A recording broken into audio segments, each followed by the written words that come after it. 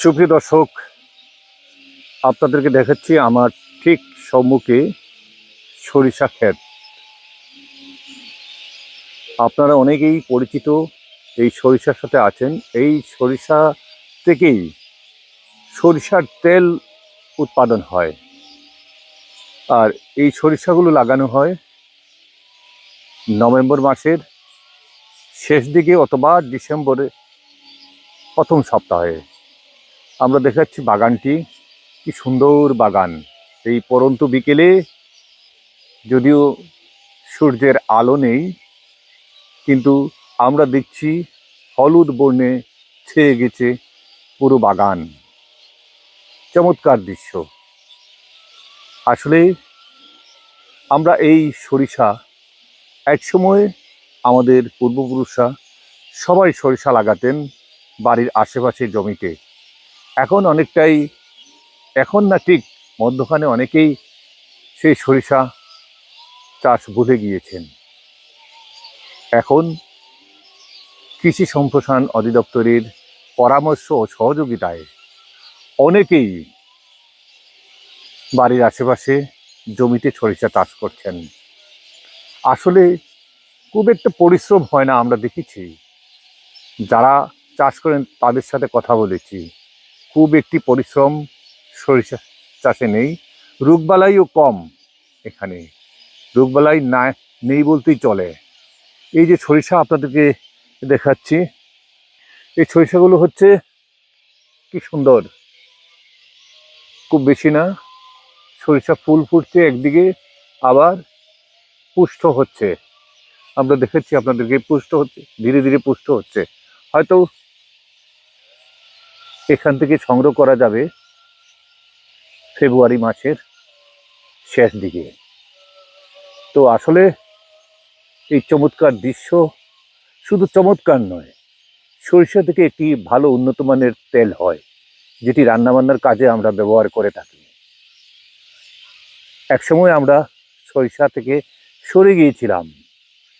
সরিষা বলতে সরিষার তেল একটু, হ্যাঁ, রান্নাবান্নায় যারা আমাদের মা বোনরা আছেন তারা হয়তো খুব একটা সরিষা দিয়ে রান্নাবান্না করাতে একটু ঝাঁজ আসতো মনে হয়। সে কারণে অনেকেই সরিষা দিয়ে রান্নাবান্না থেকে একটু পিছে সরে আসছেন। তো আসলে উন্নত মানের, আমি মনে করি এটি তেল, কোনো রাসায়নিক কোনো পদার্থ এর মধ্যে ব্যবহার হয় না। আমরা মাঠ ঘুরে দেখাচ্ছি। তো আগেও যেটি বলছি, খুব বেশি পরিশ্রম লাগে না। কোনো রকম এক চাষের পর যদি সরিষা ছিটিয়ে হালকা করে নিড়ানি দিয়ে দেন, তাহলে সরিষা উঠে যাবে। এইভাবে পুরো জমি ভরে, মাঠের পর মাঠ দেখবেন সেই সরিষাগুলো। আমি এই যে আম বাগানের পিছনে দেখছি বেশ কিছু জমিতে সরিষা। আমি আর ওইদিকে যাচ্ছি না, এখান থেকে ঘুরিয়ে ঘুরিয়ে দেখাচ্ছি আপনাদেরকে। আসলে এখন আমরা দেখেছি বেশিরভাগ মানুষ হোটেল, রেস্টুরেন্ট বা বাসা বাড়িতে সয়াবিন তেলের ব্যবহার বেড়ে গেছে। তো আমি যেটা মনে করি, এইভাবে যদি আমরা অনেকেই আমাদের বাড়ির আশেপাশে যে জমিগুলা ফেলে রাখা হয়, সেই জমিতে যদি সরিষা লাগানো হয়, তাহলে আমার খাদ্য তালিকায় যে তেলের একটি বড় অংশ ক্রয় করে নিয়ে আসি, সেটি অনেকটি কমিয়ে নেওয়া সম্ভব। এবং আমরা যদি এটার চাষাবাদ বাড়াতে পারি, একসময় কোনোভাবেই আর বাজারে গিয়ে তেল কিনতে হবে না। তেল কিনাতে কি বিড়ম্বনা, এক এক সময় এক এক মূল্য। সিন্ডিকেটরা নানানভাবে মূল্য নির্ধারণ করে থাকে। বিশেষ করে সয়াবিন তেল, যেটি বিদেশ থেকে আমদানি আসে। এই যে আসছে রমজান মাসে, হুট করে বেড়ে যাবে লিটারে 20 টাকা 30 টাকা করে। তো আপনি যদি আপনার জমিতে এইভাবে সরিষা চাষ করে রাখেন, আর আপনি আপনার মতন সময়ে মতো প্রয়োজন মতো